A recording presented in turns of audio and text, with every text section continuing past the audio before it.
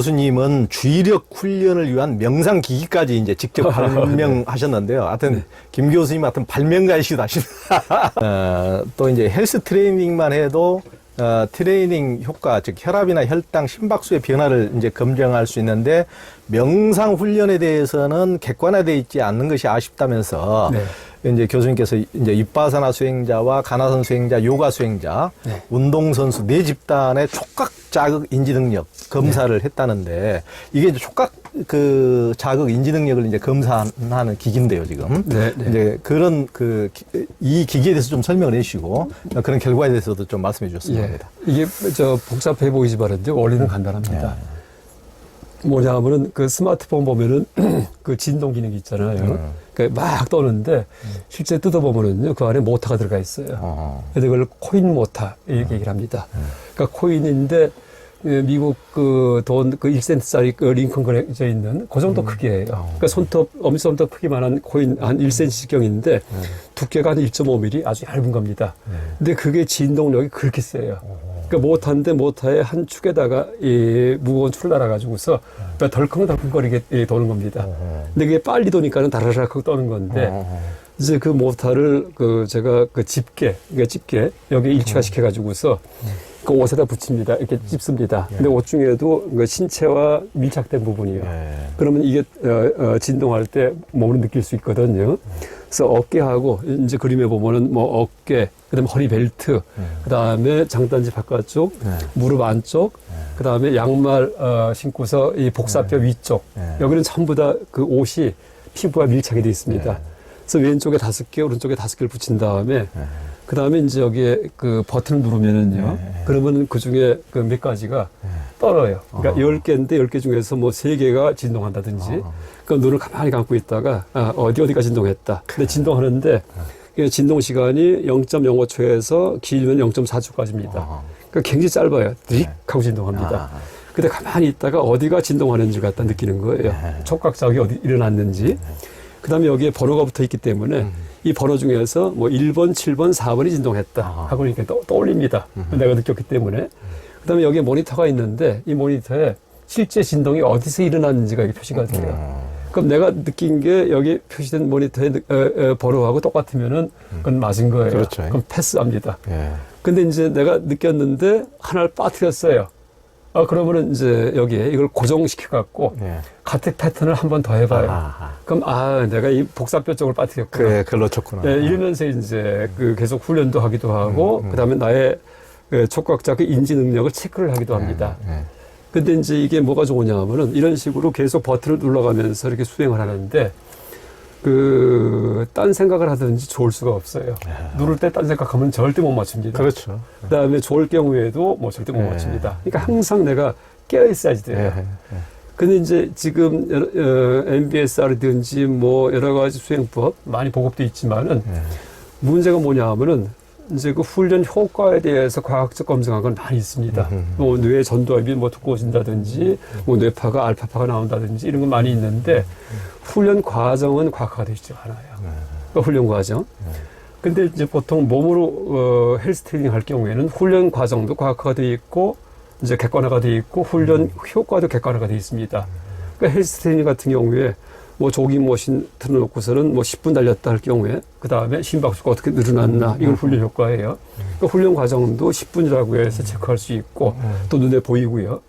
근데 이제 명상 같은 경우에는 훈련 효과는 뭐 엑스레이, MRI 찍어보기도 하고 뭐 여러 가지 뇌파도 검사해서 훈련 효과에 대해서는 과학적 연구가 많이 되어 있는데 훈련 과정은 전혀 객관화가 안 되어 있습니다. 예를 들어 갖고 이제 MBSR 수행을 갖다가 하라고 가르쳤습니다. 버디 스캐닝 누워서 발끝에서부터 피부 감각을 한번 훑어보세요 할 때 그걸 처음에는 잘 따라해요. 근데 한 달, 2달, 3달 지나서 그 다음에 누워서 이 사람이 자는지 아니면은 뭐 딴 생각하는지 알 수가 없어요. 자, 이제 시작하세요 했는데 한 20분 있다가 이제 일어나서 했는데 그동안 아무것도 안 할 수도 있어요. 그렇죠. 근데 겉으로 표가 나지가 않습니다. 다시 말해 객관화가 되지 않아요. 그래서 이제 이 촉각자극 분배 장치가 이 수행을 객관화시킨 기계입니다. 그래서 이제 이럴 경우에 얼마나 수행을 했는지 이 장치를 갖고서 그 다음에 어떻게 내가 달라졌는지 이게 다 양화 이제 컨티파이 그 수량으로 나타낼 수 있고요. 또 실제 실험을 했습니다. 2015년 오래됐습니다. 또 특허도 다 받았는데 제가 아직 뭐 제 전공이 이쪽이 아니기 때문에 널리 보급은 안 하고 있습니다. 근데 그때 한 200명 이상 지원자 그리고 한국연구재단 이제 융합연구 그 어떤 시험 비용 지원 받아가지고요. 이제 거기 또 선정돼가지고 했는데 이 결과를 보면은 아주 재밌는 결과가 많이 나왔습니다. 다른 것보다 그 윗바사나 수행자 이분들이 일반 사람보다 훨씬 뛰어납니다. 촉각 자극에 대해 인지 능력이요. 그것도 특히 이제 윗바사나는 뭐 몸, 마음, 감각을 하는 데다가 또 이제 그 고행과는 그렇죠. 그 바디 스캔이 굉장히 중시되잖아요. 그렇죠, 그렇죠. 그걸 많이 하기 때문에 저도 이제 그 고행과 윗바사나를 여러 차례 해봤습니다만은 네. 그건 중시되죠. 그게 굉장히. 그렇습니다. 그리고 제가 이제 그런 불교 수행자 또 윗바사나 수행자가 탁월하고 가나서 수행자는 일반인과 똑같아요. 왜냐하면 가나서는 관념에 집중하기 때문에 그렇죠. 피부 감각과 무관하거든요. 그렇죠. 네. 또나 요가 수행한 사람들은 일반 사람보다 더 떨어져요. 그래서 그때 제가 왜 그런가 생각해 보니까 요가 수행은 피부 감각을 느끼는 게 아니고 내가 의지적으로 어디 힘을 주는 거예요. 그렇죠. 그렇죠. 그러니까 오히려 외부의 어떤 그 객관 대상에 대해서 전혀 배격시킬 수가 있어요. 내 혼자 생각 속에서 합니다. 요가 할 경우에는요. 그래서 이것도 이상하다 했는데 이제 그렇게 제가 아마 분석을 해봤습니다. 또 하나 이제 운동선수도 같이 했어요. 그러니까 사격 선수하고 농구 선수를 했습니다. 근데 사격 선수, 농구 선수가 다 뛰어나요. 사격 선수도 집중하기 때문에 그렇죠. 뛰어날 거 아니에요. 일반 사람보다 좋습니다. 가장 뛰어난 게 농구 선수예요. 농구 선수가요? 근데 왜냐하면 농구할 때 보면은 굉장히 기민하거든요. 기민하죠. 그럼 막 빠르게 막 공 튀기면서 조금만 사람 있더라도 몸 밀치면서 하면서 굉장히 자기의 몸 감각에 대해서 굉장히 이걸 포착을 해야지만이 아주 공 뺏기지 않고 훌륭하게 이 드리블을 할 수 있습니다. 아마 그래서 그런 것 같아요. 근데 이제 또 하나가 농구 선수와 이 사격 선수가 전부 다 집중인데 이 농구 선수 같은 경우에는요. 그러니까 제가 이제 실험을 할 때 뭘 물어봤냐 하면은 왼쪽 몇 개, 오른쪽 몇 개를 대답을 하세요 하고 좌우를 나눠서 이제 실험을 했어요. 그랬더니 왼쪽 2개 올렸고 오른쪽 3개입니다. 할 때 그걸 다 적습니다. 근데 실제는 왼쪽에 3개 올렸는데 하나를 뺄 수도 있어요. 그래서 이제 오답률을 갖다가 쭉 한번 체크해 봤어요. 그랬더니 농구 선수는 오른쪽을 잘 맞춰요. 오른쪽을. 사격 선수는 왼쪽을 잘 맞춰요. 이 달라요. 마하시 수행한 사람, 마하시 그렇죠. 윗바사나 오른쪽을 잘 맞춰요. 고행과는 왼쪽이에요. 그래서 제가 이게 왜 이렇게 됐나. 근데 다른 것보다 윗바사나에서 고행과가 참 특이해요. 똑같은 윗바사나인데 제가 마하시는 이제 수행도 해봤고 그 다음에 잘 알거든요. 고행과는 말만 들어봤습니다. 그래서 고행과 수련했던 그 학생들한테 전화해서 물어봤어요. 너희들 수행 어떻게 하냐고 했더니 고행과 수행은 앉아있을 때만 하고 일반 생활할 때는 안 한답니다. 그러니까 고행과는 정선이에요. 고열정자. 마하시는 동선이에요. 농구 선수는 동선이에요. 사격은 정선이에요. 그러니까 이제 몸으로 움직이는데 대한 주의력은 이제 농구 선수와 마하시가 공통되고 오른쪽을 뛰어납니다. 근데 몸의 오른쪽은 왼쪽 뇌가 지배하거든요. 왼쪽 뇌가 뭐냐면요 언어 중추가 있어요. 시간의 흐름에 따라서 의미를 포착하는 겁니다. 오른쪽은 공간 담당입니다. 공간의 위치 감각 이렇게 얘기를 합니다. 그러니까 겨냥을 할 때 이렇게 겨냥해갖고 총 쏠 때 공간 지각력이 뛰어나야 되거든요. 그러니까 왼쪽이 발달하는구나 라고 알았습니다. 그래서 이제 그게 전혀 실험 시작하기 전까지는 몰랐던 예측 못했던 결론입니다. 그래서 이제 근데 이게 무슨 깨달음을 측정하는 기구는 아니고요. 집중력 그렇죠. 정도까지 개정해야 할 때 해가 깨달음인데 정까지 정을 갖다가 측정할 수 있고 또 하나가 정에 대해서 이제 훈련할 수 있는 이제 그런 기계 같습니다. 그렇죠. 그러니까 그 주의력이라는 게 어텐션 또 집중력이 깨달음의 아주 중요한 조건이죠. 그러니까 그런 개와 이제 개도 물론 깨달음의 조건이고 아무렇게나 개판으로 살고 뭐 이렇게 하면은 마음의 집중할 수가 평정을 유지할 수가 없으니까요. 마음의 평정을 위해서 또 이제 이런 집중력이라는 것은 또 절대적으로 집중을 해야 이제 물이 거칠게 파도치지 않는 것처럼 마음이 이제 딱 가라앉아서 우리가 이제 무의식도 보이고 훨씬 더 또 전개를 할 수가 있으니까요. 이게 이제 이 기기가 상당히 이제 실질적인 이렇게 훈련을 그 명상을 제대로 하고 있는지 안 하는지를 딱 알아볼 수 있는 그러니까 명상 과정을 객관화시킨 거죠. 객관화시키는. 그러니까 졸지도 못하고. 지금은 요거는 이제 제가 퇴직했기 때문에 조금 요거 연구에 전념할까 합니다. 그래서 지금은 어떤 이제 큰 병원의 이제 정신과 선생님께서 아주 호의를 보셔갖고 그분이 파일럿 스터디 이제 시험 한번 해보겠다 그렇게 얘기하십니다. 그래서 사이비 도사들 감별을 잘 할 수 있겠는데요. 딱 이상한 옷 입고 그냥 폼만 잡고 머리 기르고 이렇게 딱 해보고 마음이 산란하시네요. 재밌는 게 제가 이걸 한 몇 년 동안을 갖다가 매일 아침마다 했어요. 그러니까 이제 다리 꼬는 수행 대신에 의자 앉아갖고서 이제 스스로 했습니다. 자가 훈련을 갖다가. 근데 제가 지금 1초 동안에, 그러니까 0.1초 이제 1초 동안에 10번 이제 움직이는, 이게 동시에 울리게도 할 수 있고요. 또 하나가 시리얼, 순차적으로 울리게 할 수도 있어요. 다다다다닥 막 이렇게 울립니다. 여기에 번호를 갖다가 뭐 1, 7, 6, 막 이런 식으로. 그 다음에 여기에 그 숫자가 나옵니다. 뭐부터 울렸는지. 그럼 탁 누르고서 1초 동안에 10개가 울려요. 그러니까 하나 울릴 때 0.1초 동안 딕딕딕딕 울리거든요. 근데 그거를 이제 따라가요. 몇 번부터 올렸나. 그러니까 탁 누른 다음에 1, 3, 그 다음에 까먹어요. 그럼 다시 같은 패턴을 고정시켜 놓은 다음에 다시 또 눌러요. 그럼 1, 3, 5구나. 이러면서 이제 맞춰요. 그럼 다 맞출 때 처음에는 한 20분 걸렸습니다. 처음에는요. 근데 나중에는 한 5분이면 맞춥니다. 그게 나중에는, 처음에는 0.1초 동안에 이게 움직일 때 그걸 쫓아가질 못했어요. 그래서 0.2초쯤 했는데 자꾸 하다 보니까 1초 동안에 10개가 움직여도 다 쫓아갑니다. 그게 굉장히 이게 발달을 해요, 인지가. 그랬는데, 한참 또 쉬었다가 다시 하잖아요? 그럼 다시 돌아와요. 그러니까 자전거 배운 다음에 몇 년 안 타면은 또 타잖아요. 그대로 똑같습니다, 이것도요. 그래서 한 번 내가 이제 어떻게 변화된 어떤 인지, 그런 능력은 이걸 통해 가지고서 이제 그게 유지가 되는구나. 이렇게 제가 개인 실험이기 때문에 그렇게 자각을 했습니다. 그래서 이제 앞으로 그러니까 저뿐만이 아니고 여러 사람을 갖다 통해서 실험을 해가지고 이제 만약에 그런 것들 검증될 경우에 또 이게 어디에 또 쓰일 수 있을지 아마 앞으로 무궁무진할 것 같습니다. 그러니까요. 그게 굉장히 이제 실질적인 주의력 훈련에도 얘들한테도 도움이 될 수도 있을 것 같습니다. 애들한테도 막 산란하는 애들 이런 식으로 해가지고 지금 뭐 장난감 놀이 대신에 지금 어느 쪽에서 자극이 왔어 하는 게 굉장히 이제 집중력 훈련에도 굉장히 도움이 될 것 같고요. 네. 근데 이제 앞으로 그것들은 이제 더 검증을 해봐야 됩니다. 시험을 통해. 아직은 뭐 객관화가 안 돼 있고요. 네.